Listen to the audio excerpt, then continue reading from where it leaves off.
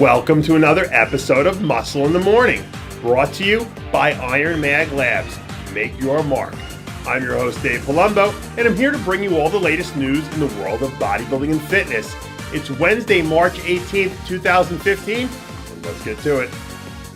Believe it or not, there were other contests going on outside of Australia in the world of bodybuilding last weekend, namely the Muscle Contest Pro Bikini Championships that took place in Culver City, California.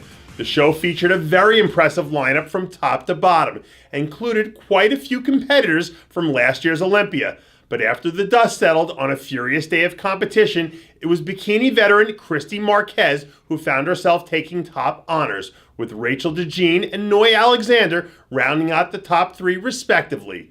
With the win, Marquez now raises her career win total to 2 on an IFBB stage and also snags herself an early Olympia qualification.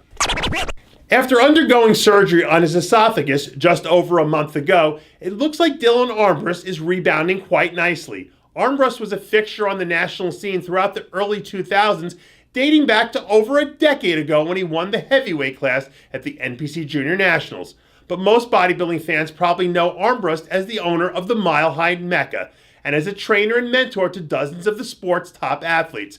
And although it's been a few years since we've seen him hit the stage, perhaps his newfound rejuvenation for training will reignite his competitive itch, and we'll see him make one more run at a pro level later this year at Masters Nationals. After coming up with an impressive 7th place performance at the Arnold Classic, where he looked markedly improved from his previous year, Marco Rivera still appears to be a man on a mission. Despite hitting the stage at what was arguably his all-time best, Rivera did appear to be a bit flat. But judging from his most recent photos, Rivera looks to have taken those criticisms to heart and plans on hitting the New York Pro stage in 8 weeks with a bigger, fuller look. Rivera certainly seems to have figured out the formula for getting shredded, and if he can manage to fill out just a bit and give his physique a little more pop, he could very well easily find himself landing in the top 5. Marco Rivera isn't the only one headed into the New York Pro with serious intentions. Fellow New York native and running mate Juan Morel has to be considered one of the front runners to compete for top honors on one of the sport's biggest stages. This week, Morel released some new photos showing off his usual insane conditioning, with another 8 weeks to go until unleashing the total package. When he puts it all together, there aren't many athletes in the sport who have a prettier physique than the man they call Diesel. But the key for him heading into this contest will be making sure that he's full enough to avoid looking flat in a lineup that's going to include its fair share of very dangerous competitors.